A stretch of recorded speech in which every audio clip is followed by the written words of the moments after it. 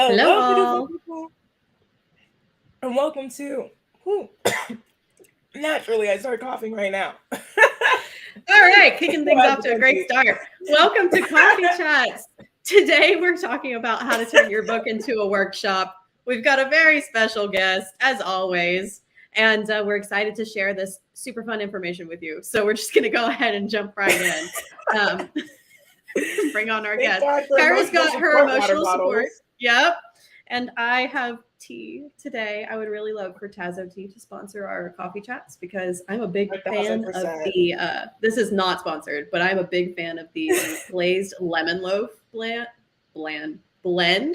It tastes exactly like lemon pound cake, you guys, but it's tea. So maybe not exactly, but it's delicious. Anyway, without further delay, we're going to introduce you to our guest today. Hello. Hello. Hello, beautiful people.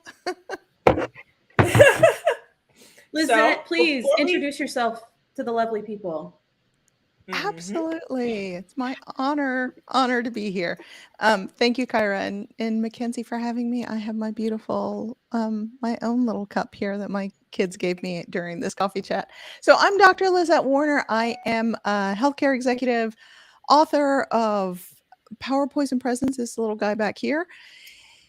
And so grateful really to be here with you guys today. My book launched earlier this year. It's really a book about helping people reach their full potential in terms of being authentic, showing up authentically you, regardless what sort of crazy situations you find yourself in the workplace, at home, what have you. So that's maybe a little bit about me and my book writing. So thank you for having me. Yes, thank you for sharing your time with us today and for sharing that information. We'd love to know also a little bit about your experience with workshops in particular. Workshops. Workshops can be, wow.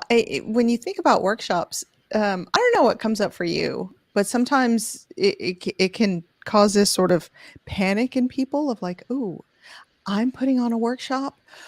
What does that entail? Oh my goodness. And I think back to I'm a yoga teacher as well. So I think back of yoga workshops too that I've put together. I've thought for weeks on what's the music I'm going to use? What am I going to say? What's going to be the routine that we're going to do?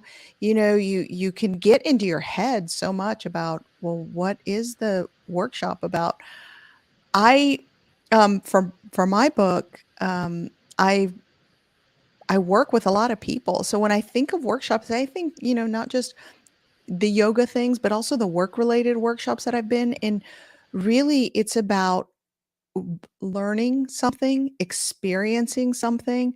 And so when I think about a workshop now that I put them on for others, I think about what is it that somebody wants to take away?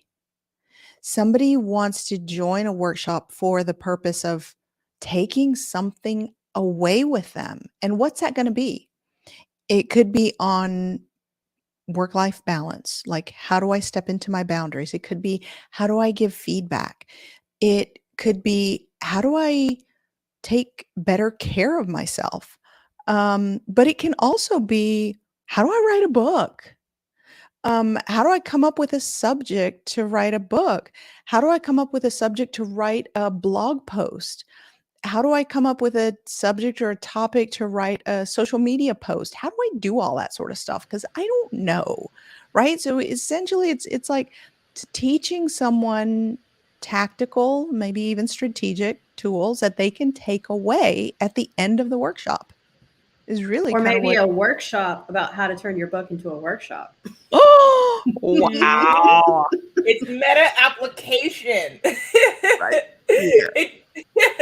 And to that end, first of all, thank you so much for providing that context. I really do think it's going to further open up the very inviting space that we have here at Coffee Chats for our subject matter today. So to sort of launch into the first official question, when was the moment that you knew you wanted to write a book? That's a great question because my entire life, I never wanted to write a book.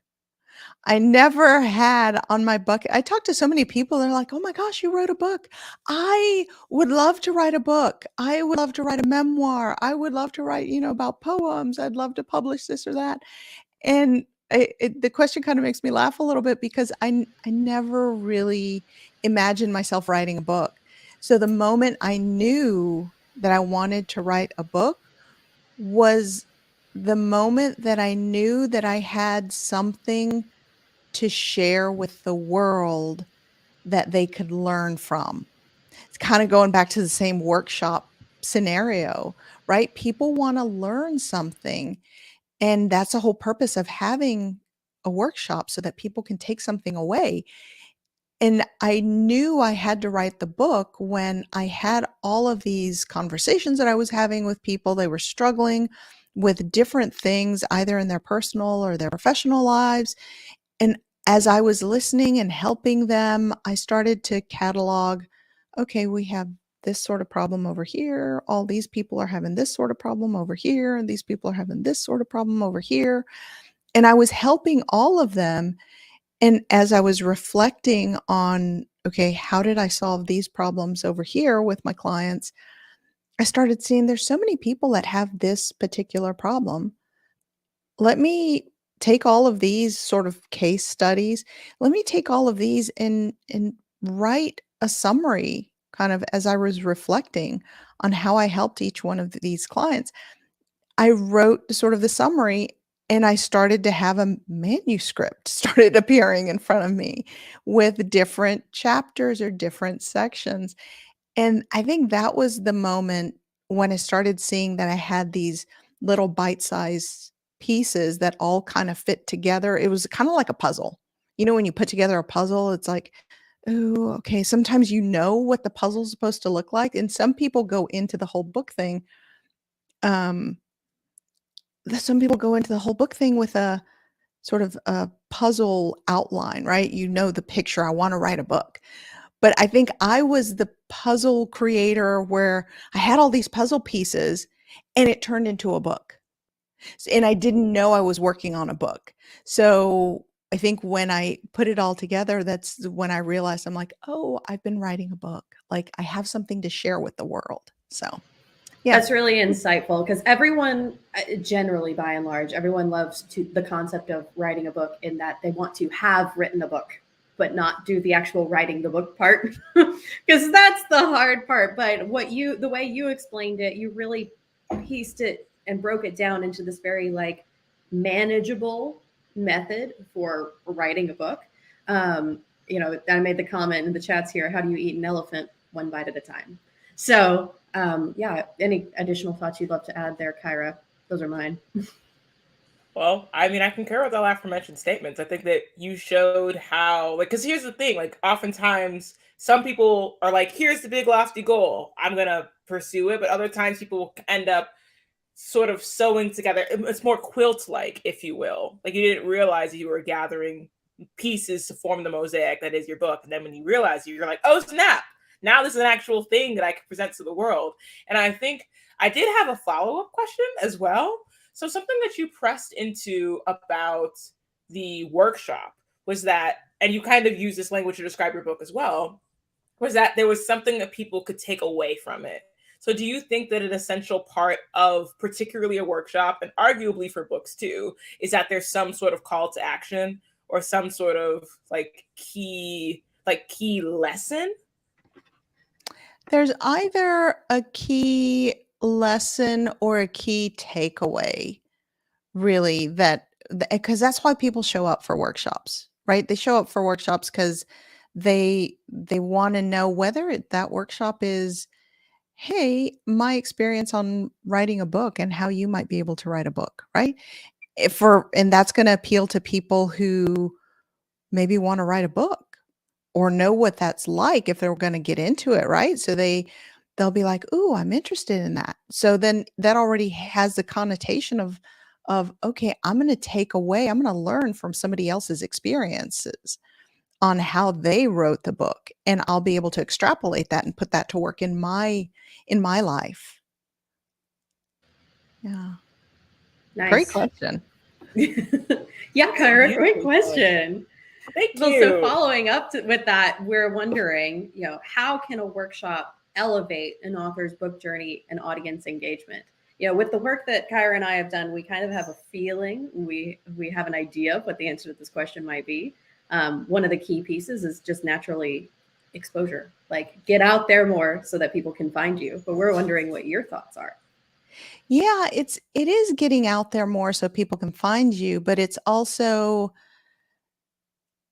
having people find you because you have that message that's going to help them. So it's Providing kind of, value. Yeah. yeah, it's kind of sort of turning that around of I've got something to share. And there's so many people who, just pick a subject, I want to write a book. And Kyra, you described it so eloquently, right? A lot of people think writing, and rightly so, writing a book is like climbing that mountain. It's this huge, enormous thing. And how do I, Mackenzie, as you said, like, how do I break it down into bite-sized pieces? I don't know, right? Because I've never written a book. Well, I mean, I have, but uh, someone might be saying, like, I've never written a book. And so you look at that and you go, well, it's not for me. Like, that's for Lizette's and the Kyras of the world and the Mackenzies of the world. Like, it's not for me because they're different people. And no, we're not different people. We figured that piece out, right? And elevating as an author, a workshop helps get you in to find your people who need to hear your message, whatever that message is. And so, if you've written, I wrote sort of a book that already workshopped out because it kind of started out from workshops. And so then I took that, I did sort of the reverse. I took sort of the workshops and wrote the workshops into books, but you can go the totally other direction, right? But it's helping you find your audience and helping your audience find you because they want to learn something from you and you have something to teach because obviously you wrote a book, right? There's something beautiful about writing a book. And there's so many messages in your book that people want to hear. That's a great lead into the next question, actually, which is how can an author identify those pieces that people want to hear, as it were, that would translate well into those value adds to a workshop? Yeah, that's a great question. Great question. Because, and this is where, when you have a community around you, when you're writing a book, it's super helpful to have a community of where you're bouncing your ideas off of. What's resonating with them? What do they want to hear more of? What really sparks their interest? And then that then tells you as an author of, oh, that's really landing really well. My husband wrote a book. It's a young adult book, and it's a mystery. And what was resonating with his audience is it's a mystery with a ghost that has multiple personality issues. And yeah, right. And the heroine in the story, she lost her family. And so what was resonating with people as he was doing book signings and things like that is he was finding people would go, wait, you had me at multiple personality ghost. Like literally you had me there, right? So that's when okay, that's what's resonating with my audience. Like that's the piece that they're picking up and they're loving about like, tell me more about a ghost with multiple personalities. Like, well, how does that work? Sort of thing. That's the funny thing about an audience is they'll pick up on things that you didn't necessarily realize or intend. Like we write our books with this magical intended audience in mind, and then the audience it ends up being tends to look a little different.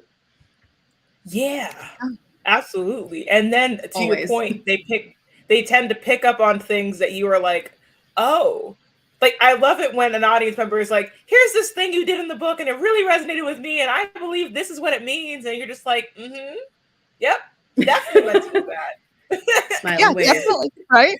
Definitely, totally meant to do that. And then you're like, oh, where's the book? Where did I write that? Like, I'm not sure I wrote that. But then going back to what you're saying is that you could go back to the drawing board and be like, oh, maybe I did mean to do that, but it was more of a subconscious thing. So how can I extrapolate on that and build the workshop off of this thing that's resonating with my audience? Mhm. Yeah. And then that's where your audience can help you too, right? Because they then come and tell you, hey, I took this away and it resonated really deeply with me. And then you can go back and flesh that out some more. So I'll give you an example because it might be a little bit too abstract.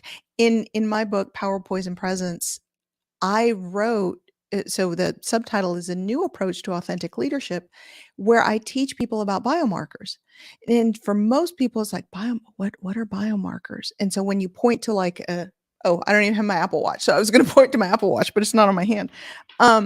Like this little thing, it measures all of these markers, right? Your heart rate, your blood pressure, your SpO2, how did you sleep? Guess what? Those are all biomarkers, right? And so I teach people about the biomarkers that the watch, that the wearables don't tell you about and how you can use them for leadership. Well, one of the things that I talked about literally maybe a page and a half in the book was about authentic leadership teams.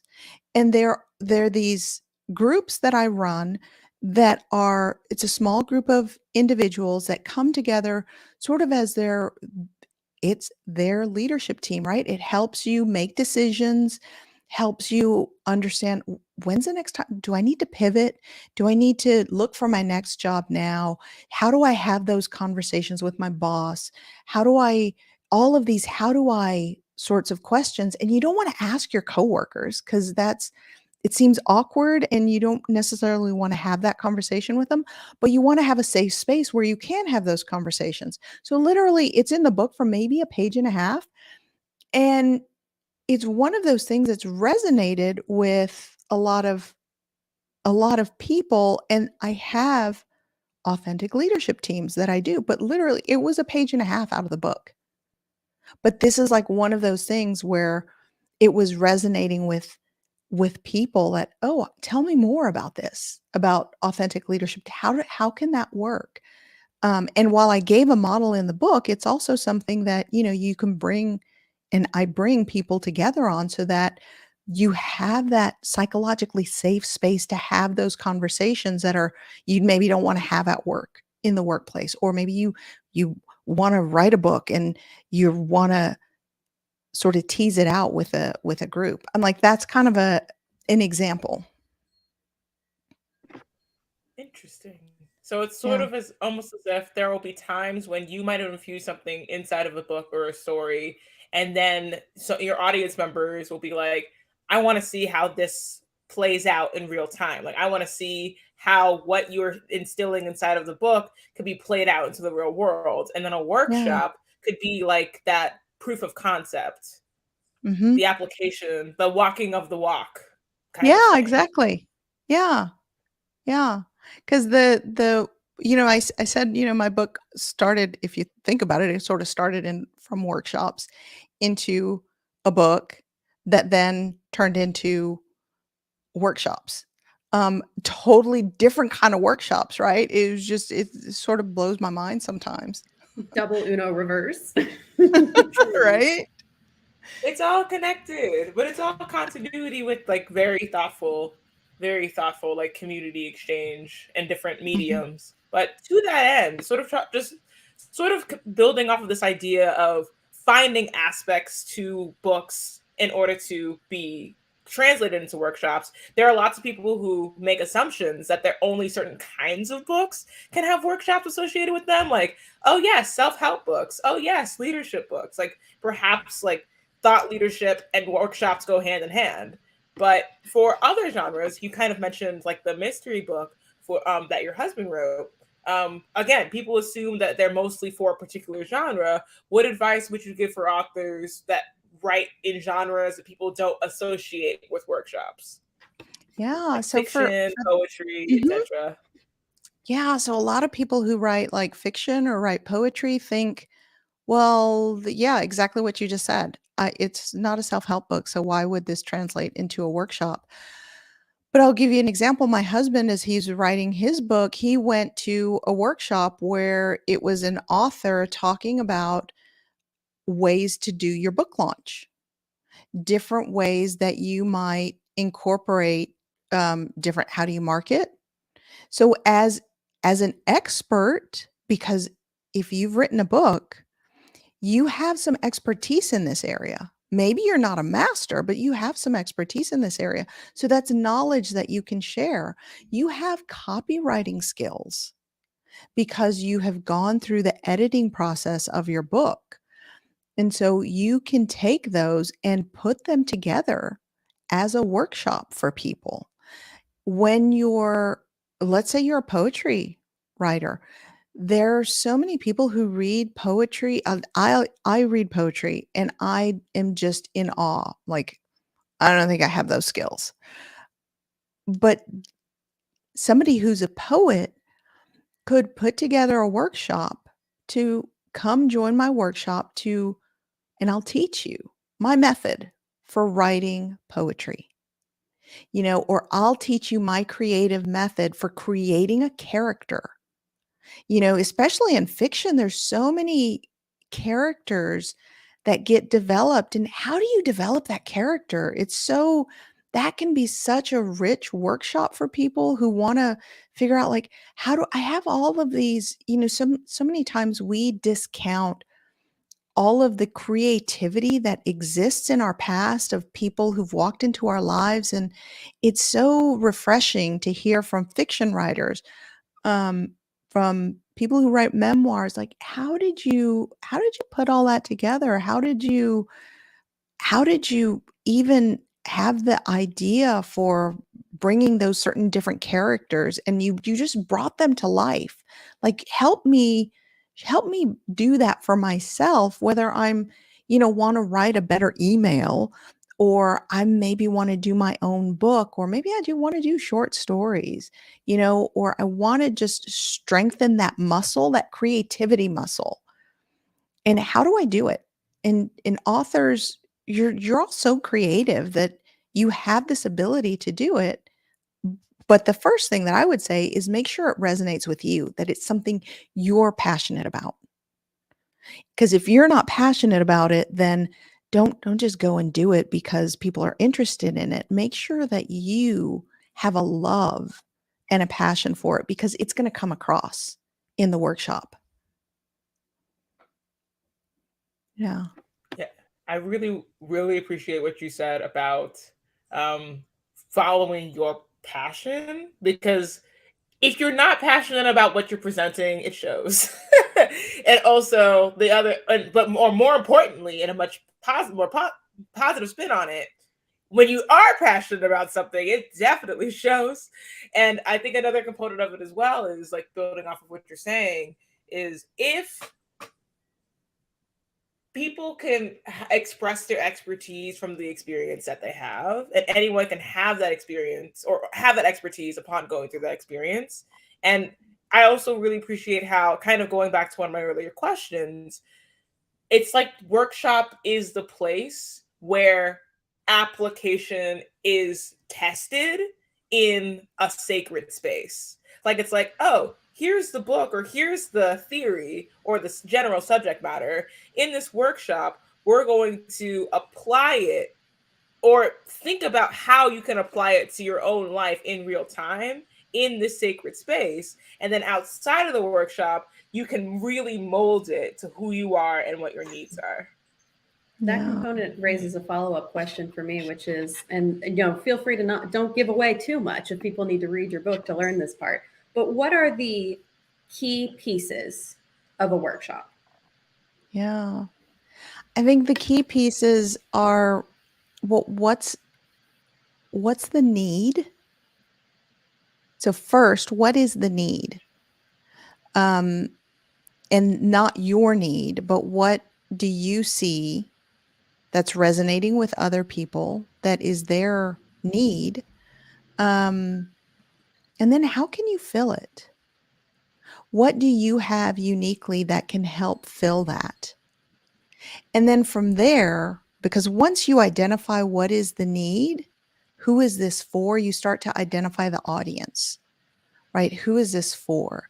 This is for moms, or this is for people in university, or this is for people who've just started their job and are exploring, like, how do you start nurturing, I don't know, a side gig? How do you start building that book? I'm just throwing out different ideas, but that once you identify the need, it starts to help you identify who the audience is. And that's super critical as an author, is you, because you always write to an audience, right? In my case, I was writing to a particular audience, and that's important because then it helps me know who I'm trying to reach, and it keeps my voice consistent. So identifying what the need is, and then how are you going to fill it? And then beyond that, then there's kind of like the beginning, the middle, and the end. And I always start with the end. What is it that I, at this moment, seeing what the need is, what is it that I want them to take away? Now, with the knowledge that may not be what they take away, but that's your intention, that's what I'm hoping they're taking away, because I guarantee you, when you're going through the workshop, you're going to discover, like, whoa, just like what you said, Kyra, earlier, of, wow, that resonated with them. Where did I write that in the book, right? So they're always going to walk away with more things than you could have imagined. But what is it that what's your goal? And then that'll help you craft, how do you get there? You know, what's the beginning? Just like writing a book, what's the beginning, what's the middle, and then what's the end? Yeah. I hope that helps. Resonated. Oh, that was super helpful. I think that something that particularly resonated with me was that you said start with the end, because it makes sense. Like, you identified the need, and then the audience who has that need and how you can meet that need. Ultimately, if at the very end you don't feel like you've met the need that you initially identified, then it's easier to think about, like, particularly for workshops, because it is so action oriented, it makes sense to try to localize the end before the beginning, because it's like you're working towards that, like, not fixed, but a desired result. And to your point, you can't control what they actually take away, but it leaves less ambiguity. It's more like what's the word? Deductive versus inductive reasoning. It's more like you start from the end to go out versus like this. So I think this is deductive, this is inductive, or I don't remember which one is which, but you understand what I'm saying. You could almost use that same process to write a book, especially if you're writing nonfiction. Oh, yeah. Yeah. It's almost like there's also that climax of sorts where it's like, and so you guys, like, it's kind of like imagining, I'm sort of like daydreaming about hosting a workshop. And then you get into the room, it's like, you guys are all here for a reason. You guys came here expecting something from this workshop today. But what you will leave with may not be what you thought. It's kind of like a hero's journey, like a mini hero's journey in the workshop space. You're probably wondering why I've gathered you all here today. And to that end, a huge part of workshops, I mean, talking a lot about like audience engagement, it would be that you are fostering community. Like, you are building community with people who want to come to your workshops. You are building community with people who you run workshop ideas by. But as you're sort of crafting your workshops, or as you're crafting your book, or just sort of really furthering your brand as an author, why is it important for authors to pursue community or external accountability in doing any of these things? Yeah. Wow. Accountability is such a key component to anything you do. I've got some clients who are like, no, I don't need accountability. If I say it, I'm going to get it done. Right. If I jot it down on my little calendar, and it's like maybe 0.5% of 1% of clients who actually like do that. The rest of us, normal humans, Like, Yeah, they sound superhuman is what I was right? going to say. There's not really that many people out there who actually do that, but for the rest of humanity, we need that accountability to get, you know, to get to the beginning, the middle, the end, like to identify what is the need that I'm addressing, right? And the whole thing about the creative process is it's creative, right? That means that you've got space. You've got so much space, and as creatives, you can get lost in that space. And the accountability and having that community and that external accountability helps keep you honest, right? When you write in a group of, my husband goes to these like coffee chats where they don't drink coffee and they don't chat, but they write for 60 minutes or for an hour and a half, and all that they're meeting in person. And he comes home and I ask, well, how did that go? And how's everyone doing? Oh, I don't know. We didn't talk. We we got together and we wrote, and he's like, but it went great because I wrote, I don't know, 10,000 words or whatever. And maybe not 10,000, but Yeah, in he'll come back, 60 minutes, that would be that. Oh, a dream. right? But here's the other thing he does, which really is sometimes in the evening. So we're set up kind of in the same space, in a really big space. But I'll be on a call, and then he's very, very quiet, and he's on a call as well, and I forget because he's very, very quiet. So I'll ask him a question, or I'll go over to his workspace and I'll ask a question. It's in the evening, and they're doing writing sprints. And so if you're an author, you know what writing sprints are, right? You take 5 minutes and you write, and 5-10 minutes, whatever it is, and then the timer goes off, and then they share about what they wrote. And those are such productive times for him. When he comes off of his writing sprints nights, he's got so much energy. He's like, I wrote so much and I got so much done in this, half hour or whatever of writing sprints that than I did all day long. And it was because he had the accountability, because everybody else was also writing, and they write in this chunk of time, and then they stop, and then they share sort of. And so that's the power of having accountability, because you need that creative space, right? That's the whole, I said that already, that's the whole process of creativity, is you don't have those boundaries. But if you do that all the time, then you like think, and then maybe you don't write things, or you don't do the workshop, but you're thinking and you're being creative, which is all good, but you also want to make progress.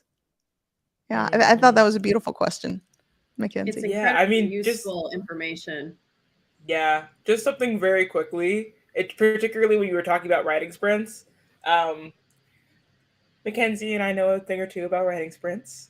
But basically, I find them particularly helpful because, especially when I'm doing it with another human, because oftentimes, especially if there's a part where it's like, let's share a little bit of what we wrote at the end. I'm like, oh, sweat. I can't just stare at this piece of paper because I want to actually share something.